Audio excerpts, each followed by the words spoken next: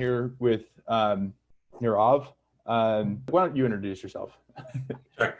All right. So my name is Neerav Sheth. I'm an interventional cardiologist in Paoli, Pennsylvania. I am board certified in internal medicine, general cardiology, interventional cardiology, as well as 4 imaging subspecialties in cardiology. I have a degree in business and healthcare administration as well. So, I've been asked to, sit on this panel to help bring a medical perspective, I guess, to this, a fantastic approach of innovation that we're trying to get everybody involved so that we can help communities short-term, long-term, and here and around the world. It's my understanding. Yeah, definitely.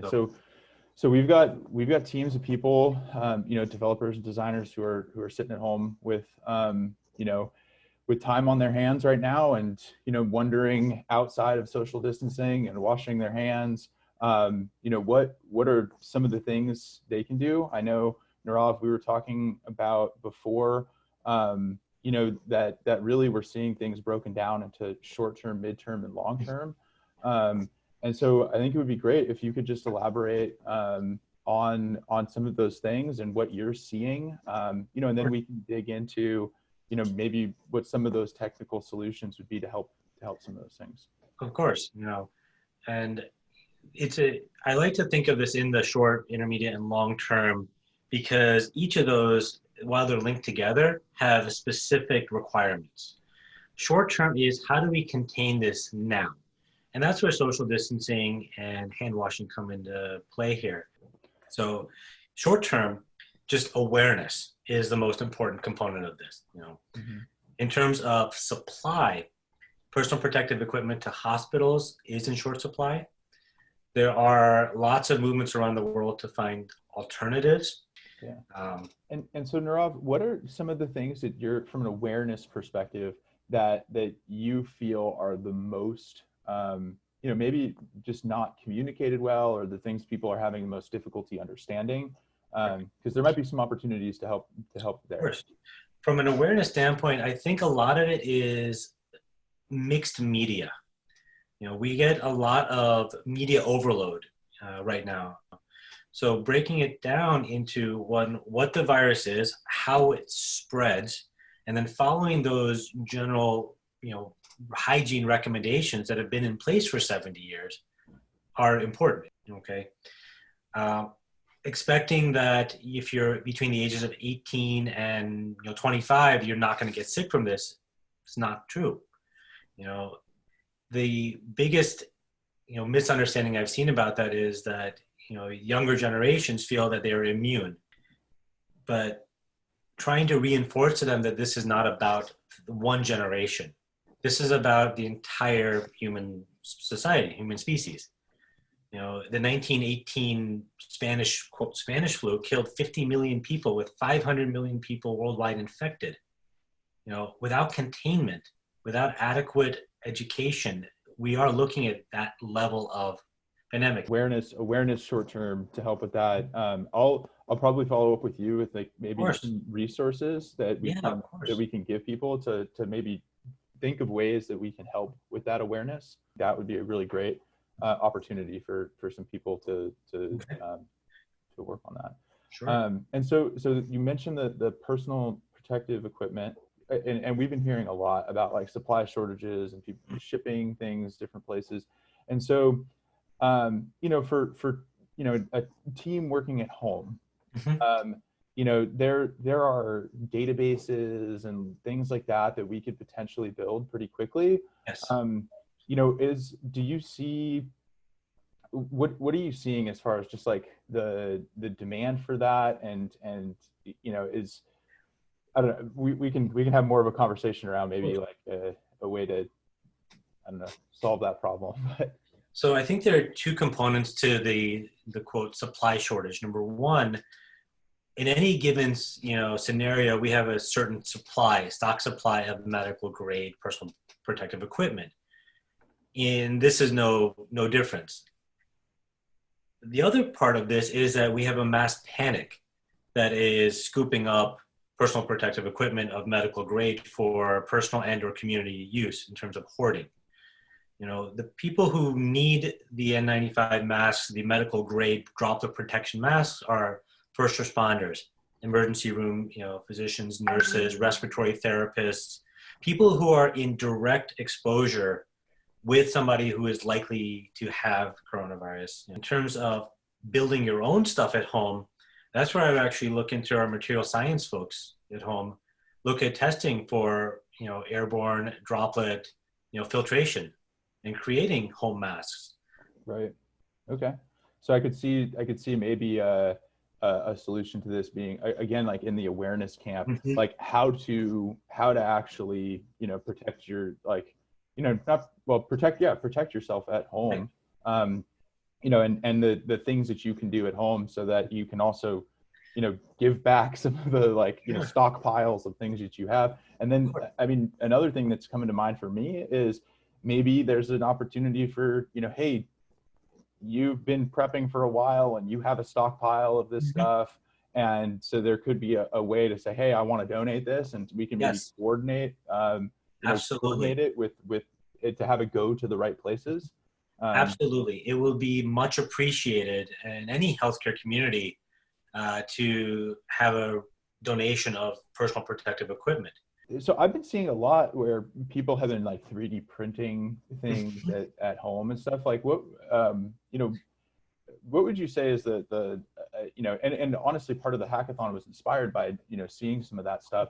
So what is there a way that people can help create things at home and then give them to the medical community? I think so. Anything that's created at home would obviously need to be at least, tested a little bit. In terms of 3D printing things like eye shield frames where you can put plastic inserts in, parts of masks, respirators, which you can put a filter in.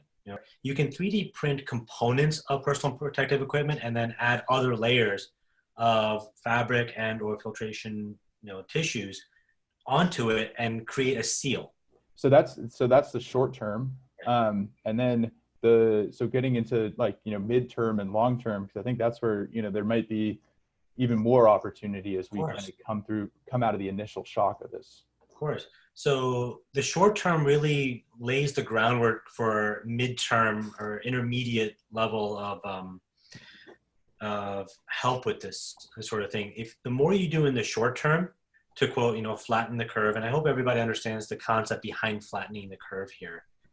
So in terms of short-term treatments, antivirals are going to be important. Making sure that we have supplies of some of these agents are going to be important. And then leading into the long term is basically prevention. Again, hand washing, but vaccines. The IBM machine in Washington, D.C. came up with the DNA sequence of this particular strain of coronavirus a few weeks ago in 3 days, which is unheard of. Now we're looking at labs around the world who are trying to come up with vaccine solutions. In terms of our programmers at home, I'm not sure if anyone is old enough to remember the SETI at Home project, but the Search for Extraterrestrial Intelligence created a shared data processing system back in the late 90s where you would download an app, it would run in the background of your computer, and it would process data, So we have a large amount of data that's just sort of hanging out in cyberspace right now, where it needs to be collectively processed, analyzed, so that we can have a directed assault on this particular virus. Right. The thing about that, I'm sorry, go ahead. I was going to ask, do you know, where the current web efforts for that? I don't. There are patches that I've seen here and there, but nothing that's a kind of a worldwide concerted effort. Mm-hmm. And most of it is restricted to kind of labs who have access to it, to the virus itself. They're running direct testing. Now, the thing about testing is it has to start with theory. And if you have a genome, which we do, you can run, programs. You can run simulations from your kitchen or your, home office on your computer. Cool. Well, we'll try to track that down and maybe make that available to people to at least look at, because I mean, I don't think we'll be able to like run simulations and No, solve of the course problem not. in this, but I do think, you know, that maybe building a thing that allows people to get access to that data even could be a step in the right direction. Instead of having, my personal opinion on this is that instead of having every country in the world have its own response system to this, if you have a coordinated worldwide response to any particular pandemic threat, you know, and have an ability to quickly analyze the virus, come up with a solution, and have that process in place, you know, it becomes almost a plug and play situation. Obviously, that's a tall order and going to be a global effort. But I do think, you know, maybe you know, some things where we're thinking about the you know, thinking about some of the foundations of this. I mean, like really, we're going to come out of this, and there's going to need to be that sort of infrastructure built, and so it's got to start with somebody putting one foot in front of the other and starting to build a solution out for it. So, and one thing you know I've been thinking about is, I mean, so we're going through this big lockdown, and everybody's at home, and so midterm, I imagine that there will start being, you know, restrictions eased and people will start going out, but then everybody's been talking about second wave, third wave, right? The idea about reintroducing, you know, normal life a little bit slower over maybe say a few months is so that that peak, that third wave, fourth wave, and so forth, is smaller and smaller. So I see there might be an opportunity from a development perspective. I mean, we have all these like maps that show all the different you know, coronavirus cases around the world, but it might be like, you know, some way of saying, hey, here's now that restrictions are getting loosened, here are the new guidelines, and helping people understand what that is and like how it's safe, because it's not, I mean, a lot of people are saying, hey, we're just going to go back and it's going to just, you know, be back like before this, and that's probably not going to happen for a long time. I would love to start talking about more long-term things with you if you have the time, but I want to just be cautious. I know you're busy. You got a shift later today. Once we get to the vaccine stage, then it's like vaccinating against the flu annually, because this is a virus. It will mutate. It will come back and have some good years, some bad years, you know, and there might be, you know, of the 4 strains that are known right now, maybe, you know, vaccines against those 4, there might be a 5th or 6th strain later. But once you develop a vaccine and you develop what's called herd immunity that comes with this, the virus becomes endemic and will surge every so often, but not nearly to this level. Okay. Mm-hmm.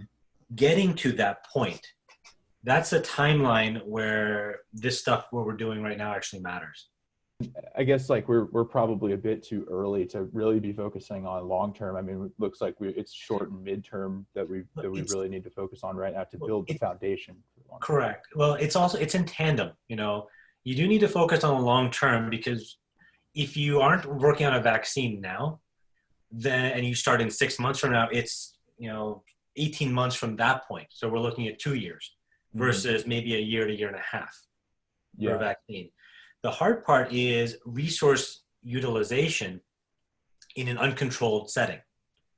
And that's why, you know, what I mentioned in the beginning, the faster and better we can contain this now, the more resources we can allot to actually finding a long-term solution for this and containment program. Yeah. Okay. Yeah. So it sounds like our best attempts at long term is to figure out that short term. Right. I mean, I guess in like the long term too is like more, you know, kind of mental health and things like that people are going to be going through too. I'm glad you mentioned that. There are a lot of mental health related issues that are arising. At least in the last 2 weeks, I've seen several articles about depression at home. Unfortunately, increases in things like domestic abuse. Suicide rates are predicted to increase. So all of these things. So while people are socially isolating, they absolutely need to be in contact via video or phone with their neighbors, their friends, family members. These things, while you're looking at your same 4 walls every day, will get you through this. It reminds you that there are people out there, there are people in the same situation that you're in, and it will boost your health. On top of that, home exercise programs are going to be important. Well, we're going to be doing our best to try to, you know, get some stuff built, short term, long term, you know, and yeah, there's a lot of work to be done. And I mean, you're on the front lines. And so thank you, like, you know, thank you for doing what you do and taking time to talk with us. I guess any just like parting thoughts and, you know. Honestly, the best thing I can say is there is a lot of misinformation out there, you know, so do your homework. And the best person to talk to is any real healthcare professional that you know, a doctor, a nurse who is working in this. If you leave yourself to get your information from the 6 o'clock news, you might get scared and go into a panic. And that's the worst thing we can have for people, because that'll worsen everything. You know, this is an important part of what we do, is disseminating good information. And so people are safe.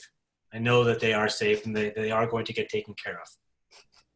Awesome.